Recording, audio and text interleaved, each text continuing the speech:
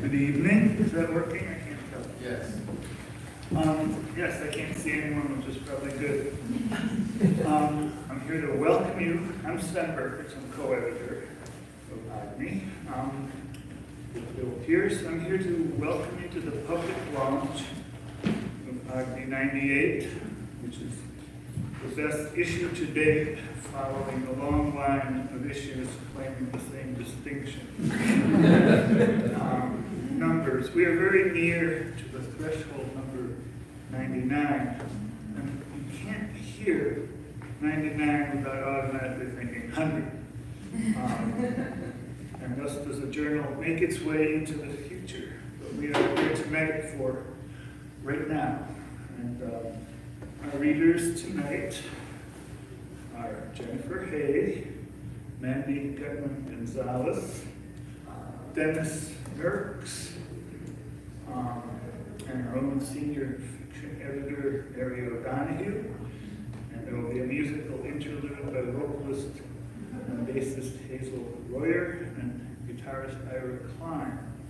And I want to welcome to our community our new senior editor, Shuchi Saraswat, who will introduce our first reader, who is Mandy Gutmann-Gonzalez.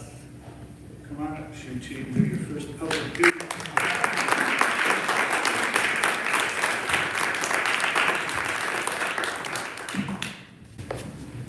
Can you hear me all right? Yeah? Okay, good. Hi, it's wonderful to be here tonight to celebrate the launch of our fall issue, AGNI 98. For an editor, it's a thrill to encounter work like Mandy Gutmann-Gonzalez's Magical Charm for Abortion, which we published in this past spring's issue, AGNI 97.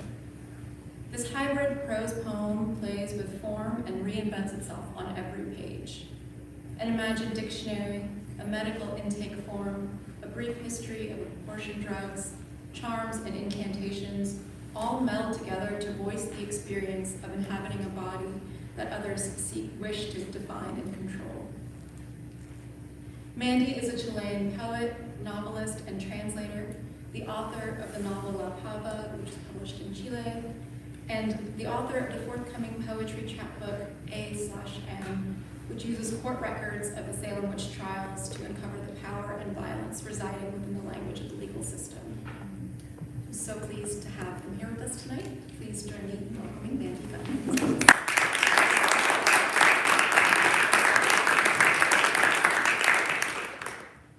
Hello, everyone. Thank you for being here. Thank you, AGNI, for the very generous editing process. I've never encountered such a hands-on and collaborative process for the journal before. It blew my mind. It was so cool.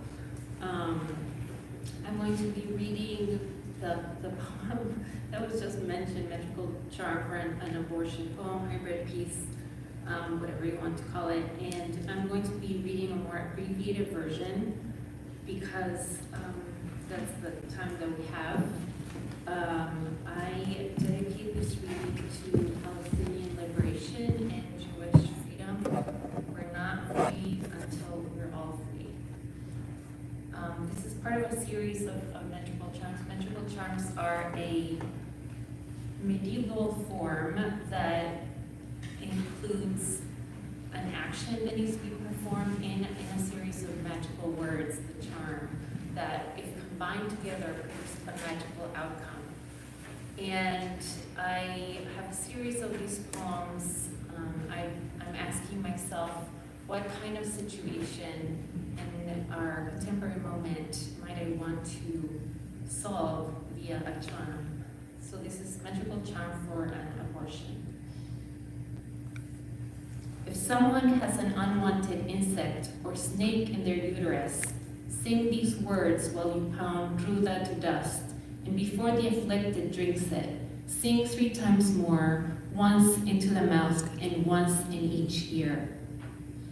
Herb of grace, you who withstand the basilisk's breath, which wilts plants and shatters rocks, let me, like the weasel bitten by the basilisk, eat of you, and return to fight again. In 1999, Rebecca Gompertz, a Dutch doctor, established Women on Waves, an organization that provides abortions for people who live in countries where the procedure is prohibited. Rebecca said, "I realized there was a connection between the law and the fact that women were dying. How could we create a space where the only permission a woman needs is her own? If someone has an unwanted fetus, jump over an East running river 3 times, and then, looking neither left nor right, drink a tonic of poleo menta, saying, 'You have had it, I have had it. May this iron cup change into a liquid needle. Let it run like water down my throat, and redden with each descending inch to baptize my uterus with my living blood. And through that shining veil, as water keeps oil separate from it, undo this union.'" Rebecca, like a fish diving through a coral archway, you navigate a hole in the law. I was 14 during your first sea voyage, the year I buried my shyness by speaking to a stranger reading a book on a volcanic rock. It seemed possible then for a person to become a different person entirely, like hot lava retreating to an inner geography over which later a river turns. Not through willpower exactly, but through chance, for a pendulum swinging must, at some point, swing the other way. A year before I found speech, I started bleeding. My mother, a kind of witch, orchestrated a ceremony of threshold into womanhood. In a river near Chijan, her friends offered gifts, of which I can only remember a comb made of animal bone. Each woman pressed her palms over my head as if to say, "Now you are one of us." From their hands, heat extended to my head like a crown of fire. Afterward, I plunged into the river, swam to the other side. Gather the silver leaves of ajenjo on a windy day, sink them into a clay bowl half full of lukewarm water and say, "Mother of absinthe, absent another method, just as you expel parasitic worms from the body by stunning or killing, concede me this. I will dip my nipple in a wormwood bath, dispel my children with your bitter mouth." Gynecologist's office in Philadelphia. Intake form. I draw a new square beyond the M and F and check the box. If this were an SAT test or a ballot, my answer would be annulled by this action of marking outside the designated areas. The gynecologist double checks my answers out loud as if to catch me in a lie. Sexual preference, women. Have you had sexual intercourse in the past 3 months? How do you define sexual intercourse? Current birth control method? Lesbianism. Do you use condoms? No. How often do you use condoms? Never. Are you currently trying to become pregnant? No. Do you ever have sex with men? No. Then why do you want an IUD? I don't want my period. IUDs are not designed for that. For retention of the menses, heat a bath of fresh river water with tiles, fill it with tanaceto, and say these words as you sink the belly. I am willing to pay for what I ask you. When I die, I will behave for your roots like a rag. Technologies of gender. If it works, why not use an IUD for something it wasn't designed for? Misoprostol was created for treatment of gastric ulcers, but in Brazil in the 90s, women read the label, "Warning, do not use if pregnant, may cause miscarriage." Knowledge of this pill spread first among women seeking abortions, only later among scientists and doctors. Misoprostol, round white pills with an hourglass stamped on one side, you're passed from hand to hand, from hand to tongue, from tongue to stomach, where the hourglass flips and time starts anew. Eleboro, whom I have honored above the rest, grant me these wishes. 1, to fly. Rub the body with an ointment made of hellebore, belladonna, and fat. 2, to disappear. Grind hellebore into a powder and throw it before your feet as you walk. 3, to abort. Drink the powder of hellebore root and wine. To harvest eleboro safely, face east and pray for guidance as you pull up the roots. This plant is guarded by birds. If an eagle flies overhead as hellebore is harvested, the harvester will be dead within a year. As you pull the plant from the earth, say these words. I have harvested you on a moonless night, facing east for defiance, not supplication. I curse the coming dawn and spit on the ground as I bring forth your root. Do not think me careless. Do you think I would risk so much if I had another method? In one glass case at the Pitt Rivers Museum in Oxford, I saw a collection of prey god fetishes of the hunt, stone animals representing beasts of prey, coyote, puma, wolf, wildcat, eagle, and mole, worn as amulets. Fetishes are a form of sympathetic magic, in the case of herbs also called the doctrine of signatures, which uses objects resembling the things the practitioner wishes to influence. Yellow sap for jaundice, walnuts to strengthen the brain, red beet juice for the blood. Mirena's T-shape is a miniature replica of fallopian tubes. When I crossed the river, I sat on a rock, arms around knees. I thought, all women must hate being women. A man whistles at me on the street. Who but a dog would tolerate that? Who but a dog wouldn't be changed into stone? Constant fear, a hawk overhead, my feathered companion who keeps me in his shadow. Hawk of protection, hawk of torment. Mother, even then I knew you were trying to show me a way around shame. Mirena opened her T-shaped arms for me, her primary mechanism making the inside of my uterus uninhabitable to sperm. Redundant, perhaps, but isn't it pleasant that my body and the rest of me hold similar priorities? To agree with oneself, all of oneself, that doesn't always happen. If bleeding is an entryway into womanhood, which for many it isn't, then not bleeding is an entryway into what? The first IUD, developed in 1909, was fashioned from silkworm gut. Effective, except it didn't stay in the body for long. Imagine protection by chewed mulberry leaves. Then in 1933, the Nazi regime suppressed IUD research and contraception advice, proclaiming that birth control was a threat to Aryan women. It rings a bell today.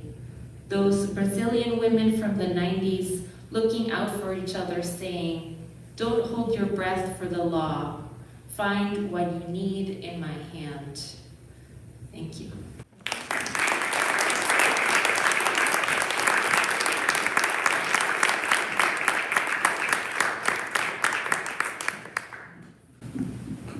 Thank you, Mandy. I now have the great pleasure of introducing Mary O'Donoghue, AGNI's senior fiction editor. Mary has been a part of the magazine since 2004, when AGNI first published one of her stories. She joined the editorial team in 2010, and I'm going to leap and speak for all of us when I think she is one of our guiding lights, a tremendous colleague and a perceptive editor. She's also brought us the work of some incredible fiction writers like Shauna McKay and Lucy Sweeney Byrne, who both have stories in our current issue. So it was wonderful for me to get to spend the last few weeks with Mary's short story collection, The Hour After Happy Hour, and to encounter in its pages Mary's singular way with language. The characters in these stories are animated by their longing, their nagging awareness of an elsewhere. They try, sometimes marvelously, sometimes disastrously, to be understood. They live, they move, they are made from place of displacement. And you get the sense that reading these stories that the author not just knows, but respects her character's restlessness, and also understands that in life's absurdity, there is always some humor to be found. Mary is also a poet and an Irish language translator, the author of 2 poetry collections and a novel. She is professor of English at Boston College, and earlier this year she held the Heimbold Chair of Irish Studies at Villanova University. Please join me in welcoming Mary O'Donnell.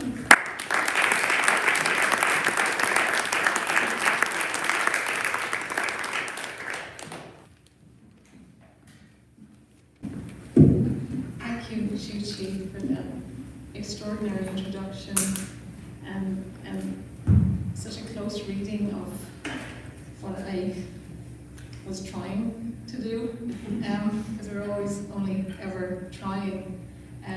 Thank you to AGNI for asking me to read tonight. AGNI is family. I have several families, and I certainly count AGNI as one of them. And it's lovely to be back here in the Playwrights Theatre as well. I want to dedicate my reading this evening. The number 99 was mentioned earlier as not the next issue of AGNI, but the one after that. And when I heard 99, I think I'm probably not the only person in this room that thought of our dear lost friend, the poet, the translator, the longtime friend of AGNI, David Ferry. So I'm dedicating my reading to him this evening because David brought me down among the shades for a long time in his classroom and also in reading his books and spending time with him. So this one is for you, David. I care more about mood than I care about plot.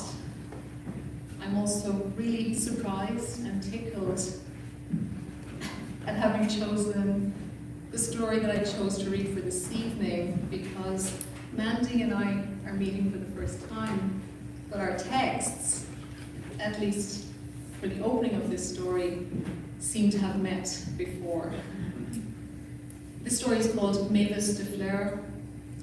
All I'll say about it is we find a mother who just wants to hear from her son, that's all. Mavis de Fleur. In the time it took her son to schedule a call, she got close enough to love to cinch her eyebrows and to feel a whole step's worth of emptiness when it ended. What else? She had her IUD taken out because its time was up. The gizmo left her during a grim afternoon procedure, the nurse tugging so hard she toppled back to the sink, saying, "Well, wow, some don't give up without a fight." She wanted to see it, to know if these coils turned verdigris like the roofs of old noble cathedrals, but she didn't ask. And she watched other expiration dates, cheese and sunscreen and credit cards. She learned about bond ladders and put money there for maturing at different times. She patiently watched many things end or change, all the while waiting for his message. Talk, yeah? And calculating what she'd tell him had happened in the long interval. She loved her son like the mothers of fugitive criminals must do, in silent pride, in the nasty, secret hope that someone decades hence might turn them in for cash money. The message came through on an evening she sat in a bistro with her most scholarly, independent friend. They met once a month to catch up. Her friend gave out yards about many things and barely elicited an opinion in return. This time her friend was all shenanigans though. She had placed a pricey personal ad in the London Review of Books. She snapped through the thin pages to display former Queen of Connaught, exile in London, heightened 50s, seeking something. I thought the ambiguity might be useful, her friend said. A cliffhanger. That, and I'm on a budget. 9 words, not counting the prepositions. You can tell a whole life in that much. She admired her friend's campaign for high-mindedness and style in an age of the raw and the crude. Her friend was the kind of person who threatens to end friendships if people emailed without capital letters. They went down through the menu and ordered hummus and baba ganoush, then wondered if pureed things would ever be enough to sate them. They agreed they could always order more. Her friend had already received a spate of inquiries before her LRB even had shown up in the post. She said the emails proved everything she knew of modern life, its thinness in the categories of what mattered, and its desperate, compensatory long-windedness. They all feel close to the void, her friend said. They write at length about not winning anymore. They propose a range of outings and activities, and every pub has a name ending in head. Her friend dipped her head to the page and read aloud other personals in a mock forlorn voice. Would you ever know? I'd help you draft one. Or we could post a joint one. 2 serious ladies. Her friend was animated by gimmickry now, and she indicated to the server they'd take another bottle. She closed her eyes, and a galvanic shiver passed across her shoulders. I have it. Ready. Here we go. 2 serious ladies. Quote, no one among our friends speaks any longer of character, and what interests us most, certainly, is finding out what we like, what we are like. End quote. She sat back against the banquette leather and smiled in consummation. There, isn't it wonderful? Jane Bowles will never let you down. But it might be too many words to be reasonable. The evening passed in more plates of mezz and tumblers of house red. Several drinks in, and her friend's memory dredged treacherously. It always did, dragging up men by whom they'd been burned through the seasons. Who was that one? The one who took you to Santorini? The baking classes, that was the same one.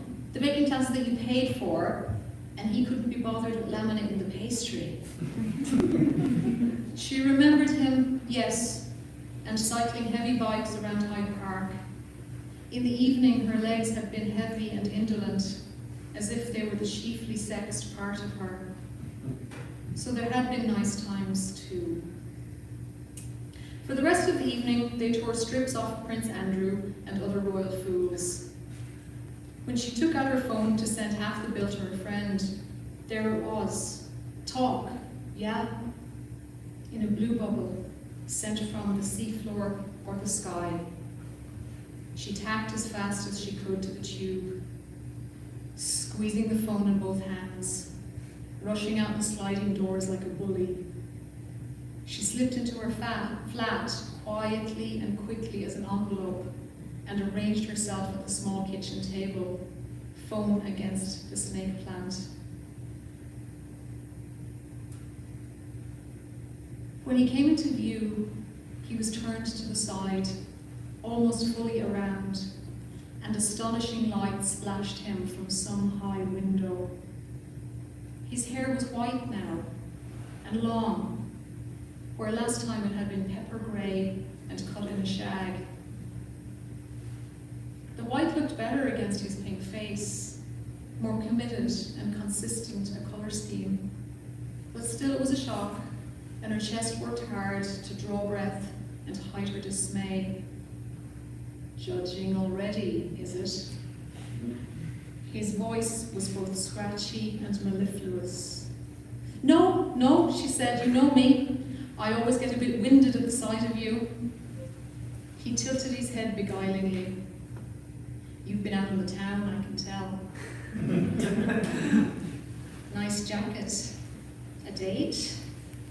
No, she said. I've decided from now on it's friends and fun. She told him about the new bistro called Foxtrot and her friend having lost a noticeable amount of weight. I think she's back smoking. Sad, he said, though what the word meant in that flat tone she couldn't tell. The light spread suddenly and she could barely make out his face. Times of cloud, he said, clearing to sun. The weather app said so. Where are you, she said, that it's that bright? If asked on a television quiz where he lived, she would be so slow, so flailing, that her timer would buzz, the camera would pity her, and the topic move on to something less consequential. He never gave answers to the basic questions: location, well-being, contentedness. He wouldn't give anything up. I have a new friend, he said. Check this out. He turned aside and dropped to pick up something. A dog, a very small dog, with a big head and eyes that looked blind. Another one, she said, deflated, because behind him or nearby were dozens or more. She had seen them over time, singly and in small groups, and proudly exhibited. Sometimes they roughed up the call with their barking or lunging, and she tried to imagine how his quarters smelled. Meaty and fishy, ammoniac with farts. So, what's that kind then? When she showed interest, the calls ticked over longer. Boston Terrier, he said, chucking the dog under his chin. Temperamental as hell, don't leave your best suede lying out. But they love a person to death. As a child, he had been one of those zealots forever trying to save imperiled creatures. He went about raising money, selling lines, holding raffles. He made rounds on a bike with an officious little clipboard of literature and imagery. Retriever pups injected with MS. Spanish greyhounds, jaws wired shut. By night she dropped him at gates and sat with the engine running until he jumped in, gloried with money or filled with loathing for households that sent him away without a pound or a pledge. The Boston Terrier's eyes bloomed opal on the screen. The dog regarded her cursorily, coolly, like the assistants in the modern clothing shops she tried, but left empty-handed and more lumpen. She forgot what he had studied in college because he never talked about it during holiday breaks or weekends. Her friend reminded her one time, something involving big data. That's what it's called, her friend said. Big data. Caps. And they scrape it. It sounds OBGYN, doesn't it? But it's not. It's the next big thing. He had no interest in his degree, he said, no use for it when it was done. When he finished, he needed a place to live, just a while longer, that was all, until his next move. He kept 9 to 5 hours in his bedroom and never brought home friends. He wore the same clothes he grew up in, duds in medieval browns and greens, a waxed jacket veined dark from no cleaning. And he cared in a less incandescent way about his old causes. In the poultry aisle, he merely steered her from the shrink-wrapped limbs and wings and suggested she take on a cat. For when I'm gone, he said, the company will be good. You used to like chivers. Cats aren't company, she said, they're stalkers.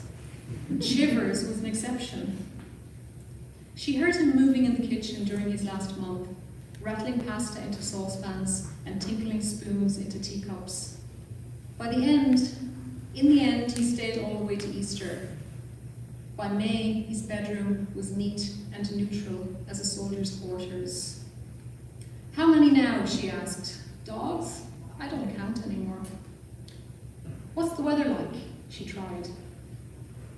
Outside her kitchen window, the street looked lit by animal fat, filmy and trembling and drab. She shifted on the chair, caught on a stitch. The missing copper coil and however many other contrivances, all adding up to not having had another child.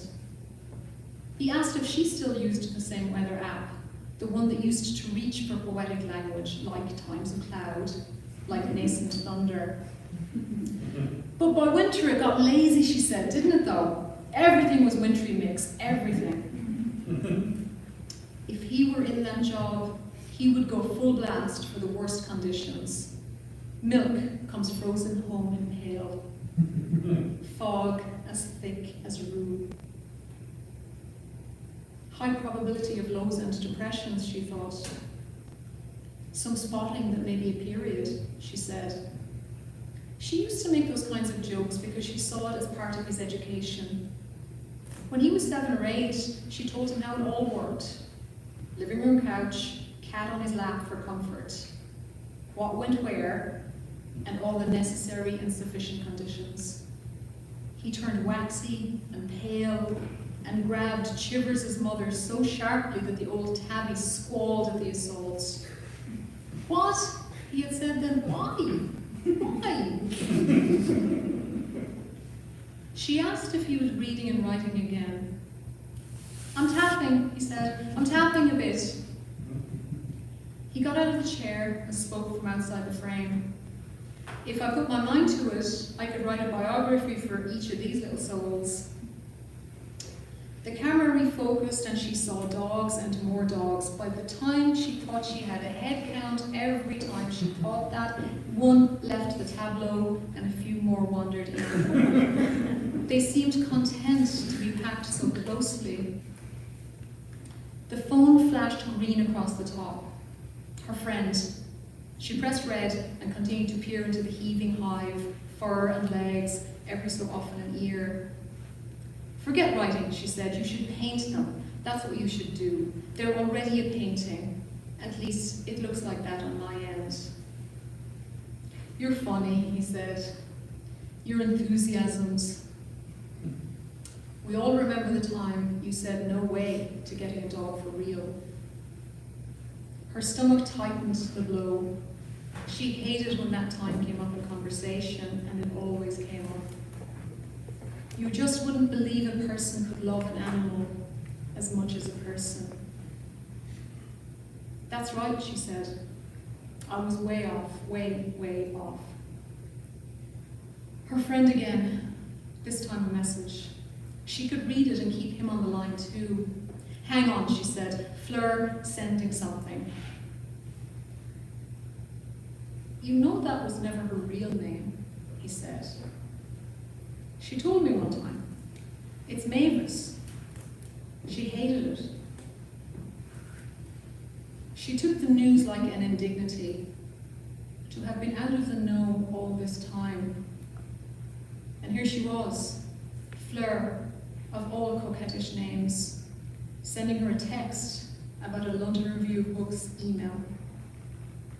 I might have someone, she said, or some two. A couple wanting to take me under their wing.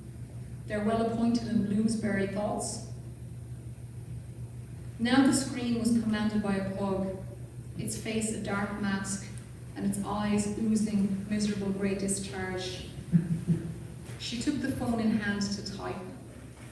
You could draw them out to see what's what, but I don't want you abducted and murdered. Her son was back, and she placed him gently against the snake plant. Where to pick up? What to tell? In previous calls, she found tedious housekeeping stuff good for throat clearing, just to see if they could go further. She told him about the landlord coming in without knocking.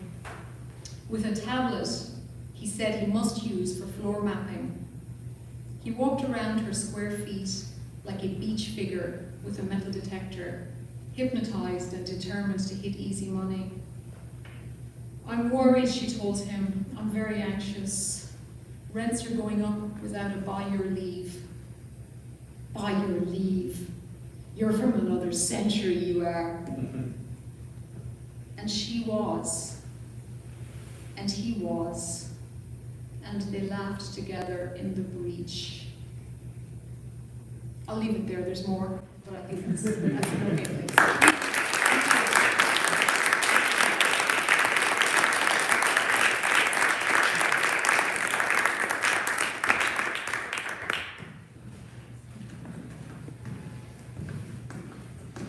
Thank you for being here, everybody. I've turned the volume down because it's where it needs to be for the musicians, so I'll just kind of turn my voice up if I can. We're very lucky to have Hazel Royer and Klein here today. They are phenomenal musicians. I've had the pleasure of hearing them play in different configurations in different places. They had a regular gig at Atwood's before it closed earlier this year. They play at Club Passim, at the Red Room, all around Boston. And I think of them as reinvigorating folk music by writing new folk songs themselves and also by reimagining the catalog of traditional songs. On December 16th, they're going to be playing us at a certain speakeasy in Jamaica Plain, so if anybody wants to hear about that, hey, if you don't know about it, you can ask me and I can set you up with that, with the email address you need. They are often, and December 16th, this will be true, they often are playing now with Kevin Barrett, and the three of them, as a trio, have a new album called Say Darling Say. It's just about to come out. In fact, December 16th is part of the tour for that. So thank you for being here. And Hazel Royer and Peter Klein.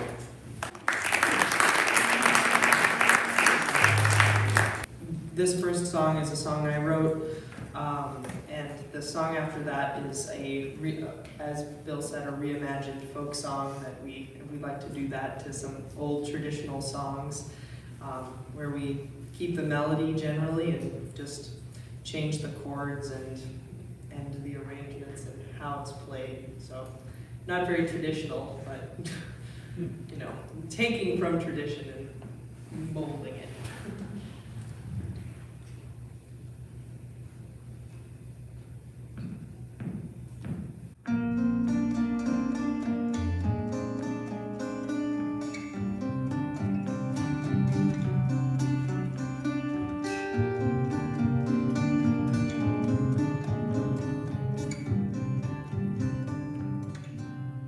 Touched by a drop, on way to the river, through a hole in my umbrella I forgot was there. Steady is the water, roaring up the dam. I go past the crooked fence where the silence ends. Little do I know, much do I find on a paved path by the river, next to the oldest train I've seen anywhere.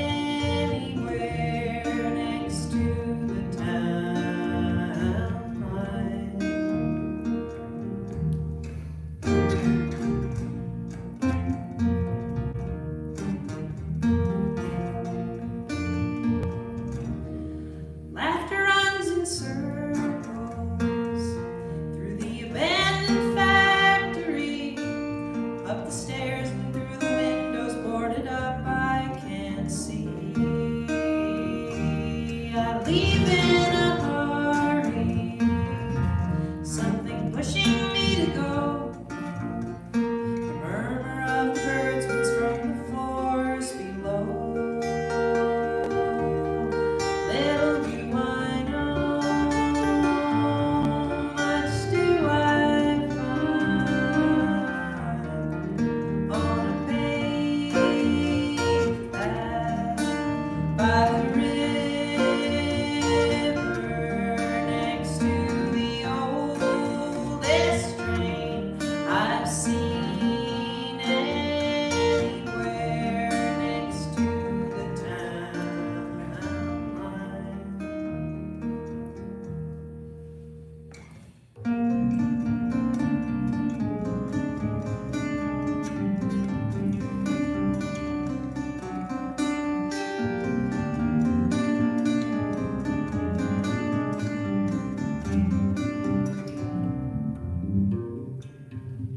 Little do I know,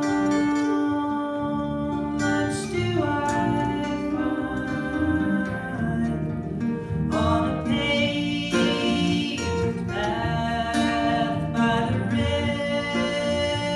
river next to the oldest train I've seen anywhere next to the town line.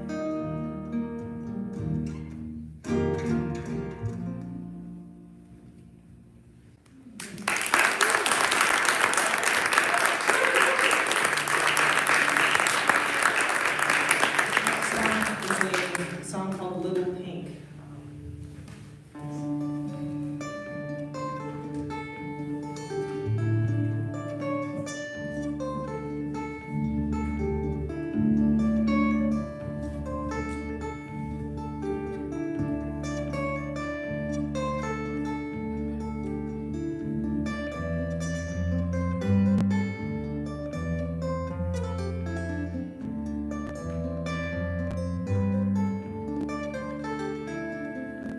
Come, little pink, let me tell you what I think. Been a long time making up your mind.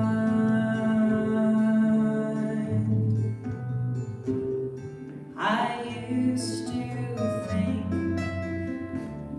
you're the prettiest little pink that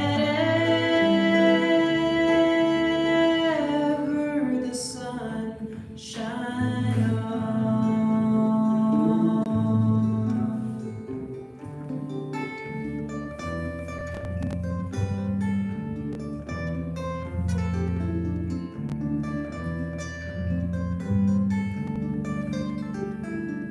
Well, you told me one, you told me two.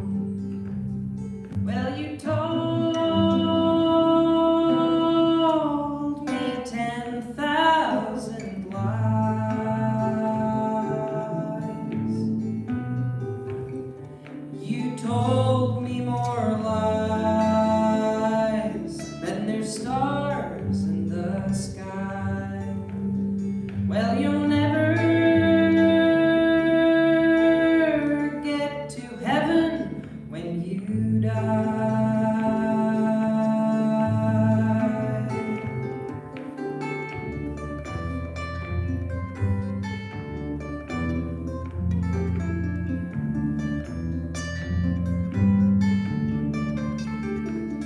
Well, I'm going down the mines where the sun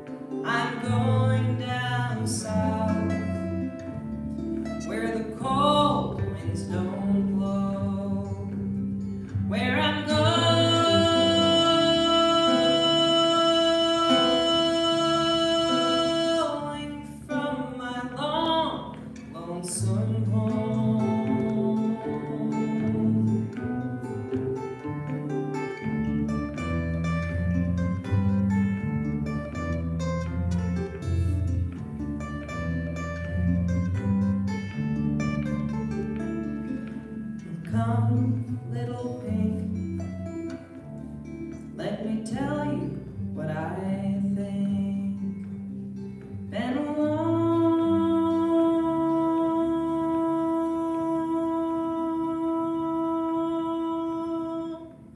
time making up your mind.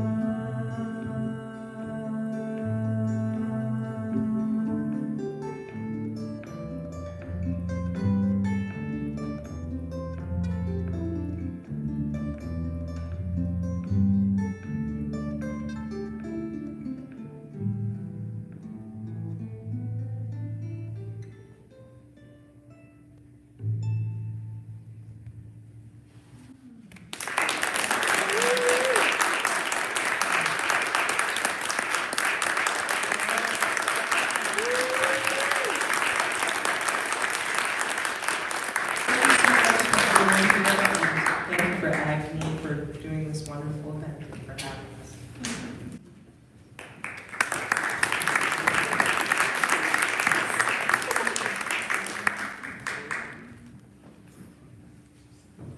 That was so good. I'm introducing our next reader. Is that not transmitting? Well,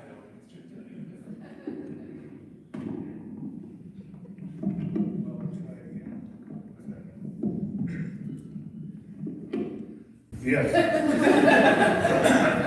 So my pleasure to introduce our next reader, the poet Dennis Nurkse, a poet with a beautiful track record of books, 12 books. Most recently, A Country of Strangers, new and selected poems. Nurkse's poems, I think, have their own velocity and their unique way of moving from start to finish. They advance, as I see it, in a Refkian manner, learning by going where they have to go.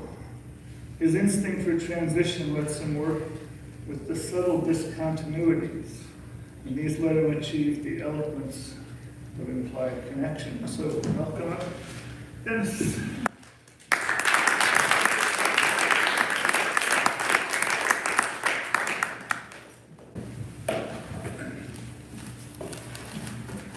Thank you so much for that generous introduction. Thank you, AGNI, and thank you to the readers. Those were beautiful poems. Can people hear me? Yes. I'm going to read some prose poems, including one from AGNI. I'm going to begin with a poem that's set in 2016. The Screen. I invited my mother to visit and watch a woman being elected president.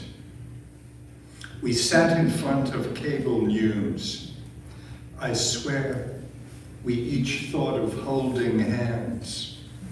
After 20 minutes, we began to fidget. She excused herself to the bathroom. I chose to take a call. I buried my eyes in my cell. Our city had grown so silent. Where were the ambulances, the low-flying jets? A car passed with the rattle of a loose fan belt. A child cried in the next building. I have to go home, my mother said suddenly, to feed my Maltese. I helped her into her coat and found her gloves. We hugged a little stiffly. I heard her steps diminish in the corridor. I was left facing the screen and the news. I tore myself away and followed her. She is old, old. I rode the next elevator down. Were our streets ever so dark? The lamps were shining with a prissy glow that disclosed nothing, that smudged whatever it touched. But I saw a silhouette with her adamant shuffle and followed it into the cold. I watched from a block away as she hailed a cab, clambered in gimpily, lit a cigarette, and began chatting. The car sped away toward Queens. So it is long ago, I thought, she can smoke and flirt. Perhaps I'm not even born yet. And I began walking endlessly in our vast city. Doors flew open, and the faces there were the children who died in the church in Birmingham, in Lowndes County and Neshoba. But the high windows were blank and pulsed with a shuddering blue light. That's a poem about watching an election, and we were speaking of David Ferry. There's a moment in his translation of Gilgamesh where the protagonists are wrestling with a demon, and you can't really tell from the tone whether the demon is external or internal. And that's a passage that really reminds me of contemporary American politics. This is a poem from AGNI called Letter from Control. It has redactions in it that were beautifully handled. They're words that are blacked out in an official document. And AGNI did this very beautifully. You can't really see it, but they actually blacked out the words. So I don't know how to duplicate that unless we turn out the lights at the appropriate moments. And this is dedicated to a friend of mine called Elmer Maas. He was an old friend. He died maybe 15 years ago, and I remember in the early 80s telling him there's a great new Thai restaurant. Do you want to have dinner sometime? And he said, I would love to, but I'm going to be tied up for 2 to 5 years, depending on good behavior. This poem is Letter from Control. She writes, we walked north in complete darkness. We were so close that if one paused in mid-stride, the other faltered. I was stunned at my own surging pulse, but I could feel Claire's heartbeat too, unbearably expectant, as if inside my chest, at redacted paces. I switched on our flashlight, covering the bulb with my hand. My flesh shone ghostly, a red net of veins, and there was the brass, absurdly round and innocent, set in that formidable outer wall, was a. It opened for us. We inched across the free fire zone. Searchlights lit and played around us in rhythmic walls. Sensors chirped and gurgled like demented crickets. One rasped exactly like a West clock's wind-up alarm clock. But there was no mind at the other end of that information loop. The redacted itself has no windows, no doors, but there is a little padlocked grill, exactly one redacted east. Our key turned. At once the darkness smelled of cotton socks, ketchup, Murphy's oil soap, and pine salt. We took down along redacted, occasionally allowing ourselves a flashlight peek. The things that surrounded us looked both monstrous and familiar. Winged high school trophy, tricycle wrapped in tarp, canvas dummy. The dust stung high in our sinuses. We willed ourselves, don't sneeze. We came to production. There the Klieg lights snapped on of their own accord. We were not frightened, just dazzled and a little shy of each other's gaze after our night journey. Objects lined that vast empty room like stacked presents, some in boxes, some in crinkly paper. We unwrapped a few, a muffler, a sump pump, before finding the redacted. Clara had the hammer. She offered it to me, and I, no, you, and she, you begin, as if we were passing around a baby or a puppy. At last she hammered. I felt an unexpected pang of jealousy. I, who had tallied our footprints, counted those adamant blows. Of course, the warhead is not armed. It's just a polished titanium cone. Phallic is the cliche. Of course, we made no dent, not even a scratch, but for the first time in our lives, we felt no irony, no doubleness, no as if we were alone on earth, watching ourselves act. We considered singing amazing, redacted. Claire began, but when we tried to sing in tune, in time to our hammering, it sounded cheesy. Time no longer passed. Our lives would be a split second that lasts forever. The soldiers entered, still half asleep. Eyes glossy, eyelids sticky, hair ridiculous, jackets unevenly buttoned. They seemed more scared than we. Protocol broke down. Some pointed their guns straight at us. Some canted their muzzles toward the floor. Claire kept hammering. Those soft blows produced an ever deeper silence. The silence I can still hear, still enter if I choose to. Conscious, perhaps more than we, of the possibility of an absolute presence. A young soldier unobtrusively finished zipping his fly. So we were cuffed, taken to control, frisked and photographed, voice prints and retina scan. A hysterical manager shouted at us endlessly about the keypad, the keypad. We said nothing. We would hang for treason, terrorism, sabotage. He had no compunction about covering us with spittle. An old man with sorrowful eyes and the jowls of a basset hound. He even had dangling earlobes entered with a discreet cough.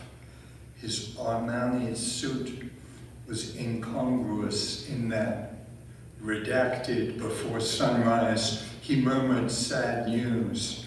Terrified by our attack, the Polish night watchman had died of a coronary, leaving 4 orphaned kids. We listened open-mouthed, but when we glanced at each other, we knew it for a lie. He told us we'd never see each other again, and that was true. We were led out by separate doors. A hand grabbed the hair above my neck and pulled my head down, but I'd already seen Claire being whisked out. A guard followed her, carrying the hammer on a styrofoam tray, reverentially, like a relic. I should mention the name of a real person called Father Carl Cabot. He's a Catholic priest who spent his life entering nuclear facilities in that clown costume. And why he did that, I don't know, but perhaps not to be a martyr, not to be I'm the great martyr. But there's so much reality in that life. I'm going to conclude with a very short poem. Since that poem led us to prison, this is a poem that takes place in Rikers Island. It's a lineated poem. I used to work there. It's called Precise. Would you hang up if someone took your peanut butter? A prisoner asked me. Would you kill yourself if you were raped? He saw me struggle to answer and change the subject.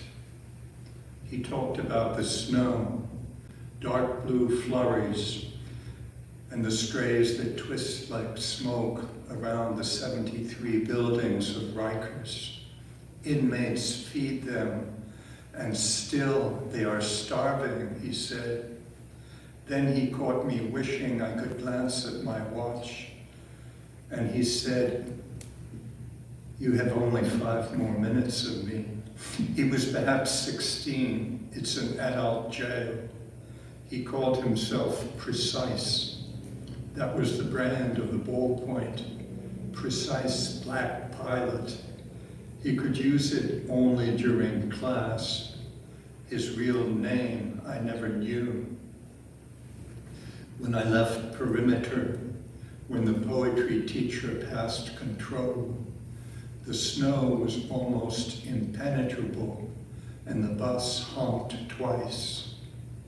Here I am, run, run, or you will be left in the nowhere between words. Thank you.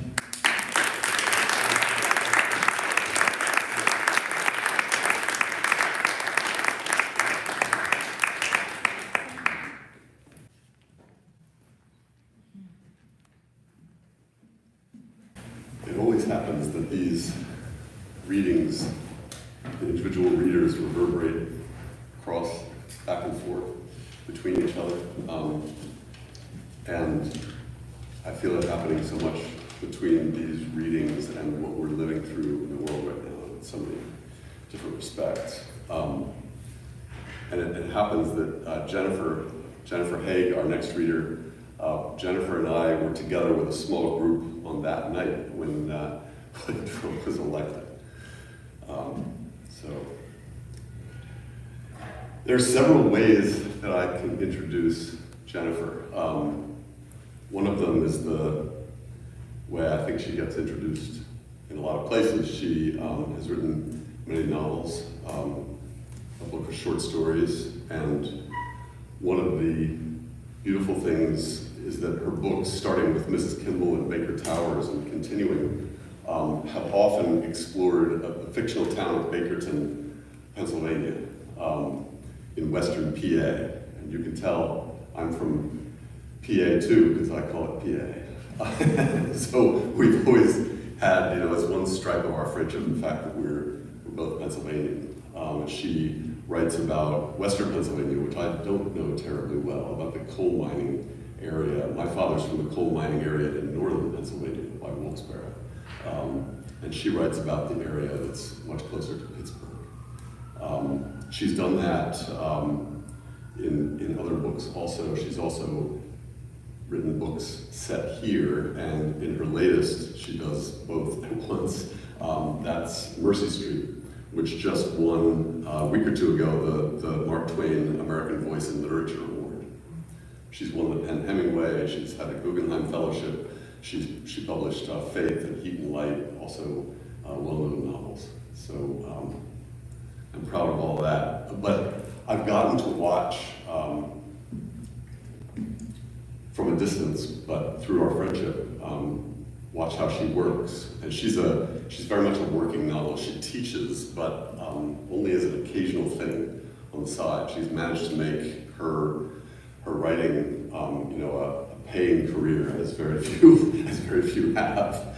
And she has done that rare thing of, at the same time, keeping up a standard that makes her, run up against. She's a great master of the structural craft of the novel, and she'll come up against these moments when she would have to decide what happens next, and that's not right. So she has to wait, and she has to make sure that the thing asserts itself. What is needed here? I made a note about that earlier today. That waiting sounds like downtime, but it can be a kind of agony because it's partly the restraint to not just go on with the way that, you know, a disciplined writer can just go on. You can just do it. But if you know that it's not right, you wait and you see until it announces itself. And Jennifer does that until she has books that are wonderful for us to read. Jennifer Haigh.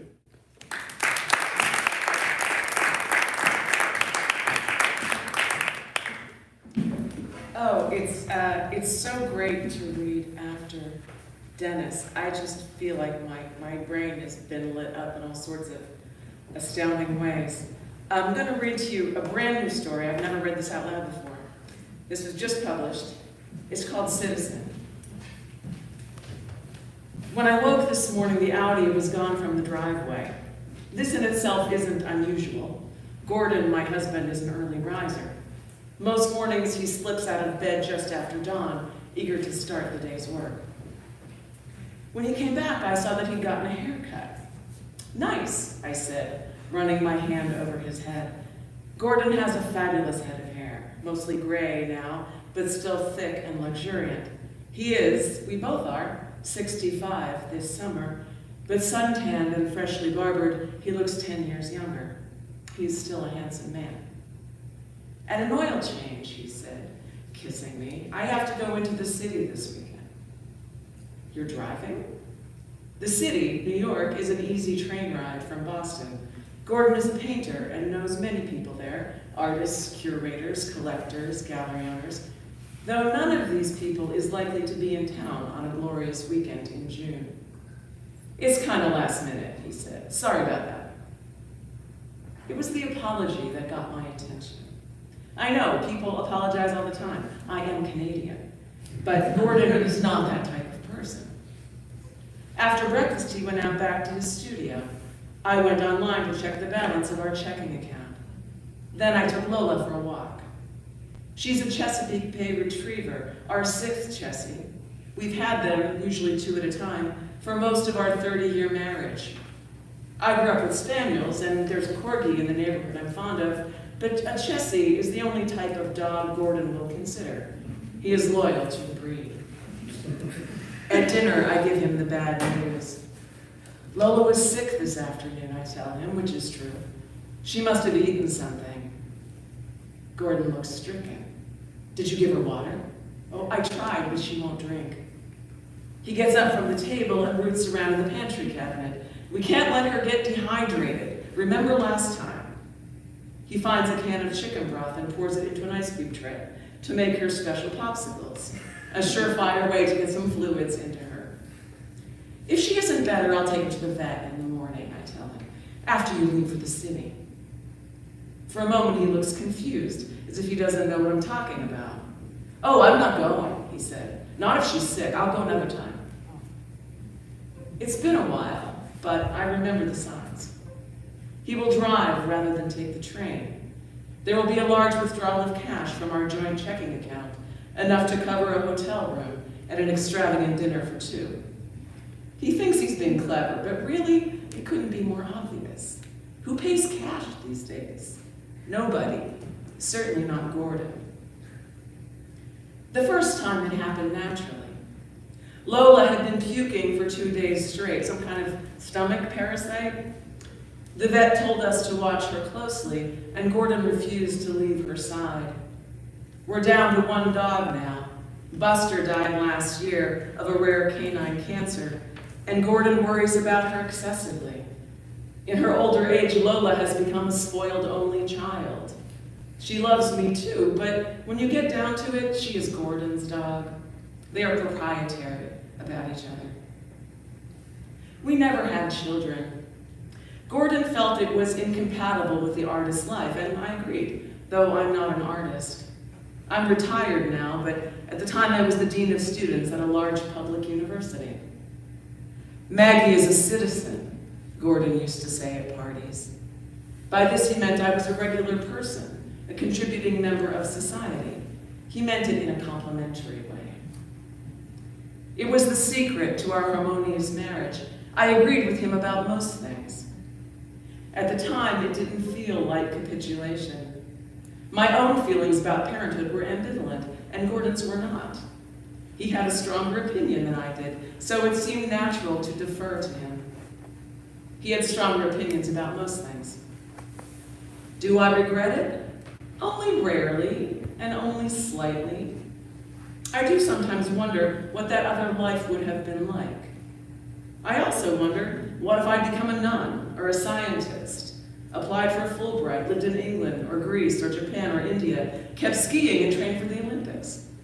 It's mind-blowing to think of all the lives I haven't lived. I cheated on him once in retaliation. It wasn't a great experience. The man I chose to cheat with was good-looking but not kind, and the sex wasn't memorable. His most attractive quality, in the end, was that he wasn't Gordon. If Gordon found out, it would be the end of our marriage. I knew this. For me, this was the entire point. He is a proud man and stubborn. He used to say that we were made for each other, and I've never known him to change his mind about anything.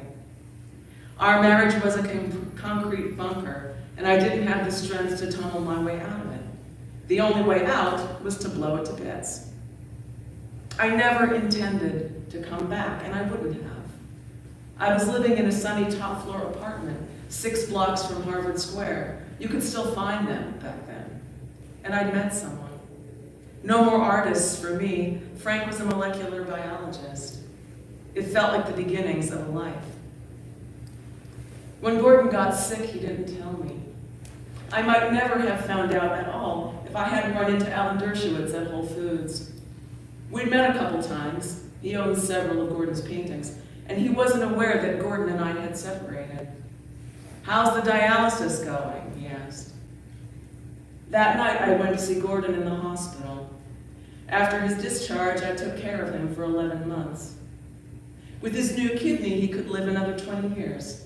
Even 30 isn't impossible if the rest of his body holds up. When he dies, it won't be the kidney's fault. It could easily outlive the rest of him and be regifted to someone else, like clothing a child has outgrown. We're both grateful and we're happy. For a long time, years, there were no impromptu weekends in New York. I don't know who this woman is, not that it matters. I assume she's younger. They weren't always, but when you're pushing 70, most people are. At our age, sleeping together isn't what it used to be, and I don't mean the sex. In the beginning, our bodies were elastic. They molded to each other like some advanced polymer cooked up in a lab. We fell asleep in astounding positions, curled around each other like puppies in a pile. We were puppies, always sniffing and licking at each other, unable to contain our exuberance, our hunger. We're both stiffer now, intractable. Some body part or another always hurts. Gordon's bursitis and sciatica, my tricky lower back. When he holds me at night, his arm compresses my rib cage, so heavy I can barely breathe. If I spoon him, he reaches behind his back, I'm amazed he can still do it, to bend my arm at some awkward angle that makes my fingers go numb. I'm skinnier than I used to be, all knees and elbows, my pelvis so angular it bruises him. What has happened to us? The spirit, or whatever you call it, is still in there. I still want to want Gordon, inside me and around me and all through me. The body is the problem, heavy and rigid as a wineskin, a leathery old bag of bile and blood. I don't hurt Lola. I simply don't watch her as closely as I might, knowing her tendency to eat repulsive things. Garbage, roadkill, her own or something else's crap. Anything that fits in her mouth qualifies as food. She isn't a stupid dog, but she is a dog. This morning I took her to the reservoir at Fresh Pond and let her off leash. You're not supposed to, but everyone does it. She disappeared for some moments, and when I went to find her, she'd plucked an aluminum pie pan out of a trash can and was lapping enthusiastically at a pile of gook that could have been throw up or leftover macaroni and cheese. Bad dog, I said half-heartedly. Lola gave me a sheepish look. She knows better. But like all dogs, she can go voluntarily deaf when it suits her. She slurped up the mess until it was gone. I don't feel good about it. I realize that I'm exploiting what is sweetest and best in my husband to keep him from acting on what is worst. Aging is a trip. It's not what you think it's going to be. Even against your will, you come to understand certain things. Gordon's adultery, for instance, he's old too. The possibilities of his life are largely exhausted. But because he's a man and still handsome, and because he has a prescription for Viagra, this one avenue remains open to him. These fleeting glimpses of lives he hasn't lived. Lola's getting older too. Her left eye is a little milky, the beginnings of a cataract. After our daily walk, she sleeps for an hour straight. When she dies, Gordon will be devastated, and so will I. It's better not to think about it. You can ruin your whole life that way. Every new love and every old one, every dear moment, casts a dark shadow if you look for it. The next morning, Gordon brings me an espresso in bed. I can hear the clack of an ice cube on the kitchen floor, Lola eating her special popsicle with great relish. I don't feel like working, he says. Let's drive to the shore. We consider the options, consult the tide chart. At Pigeon Cove, low tide is 11 a.m. Gordon coaxes Lola into her harness while I pack a picnic. There's a cold bottle of white and leftover fried chicken in the fridge. Sometimes life is sweet.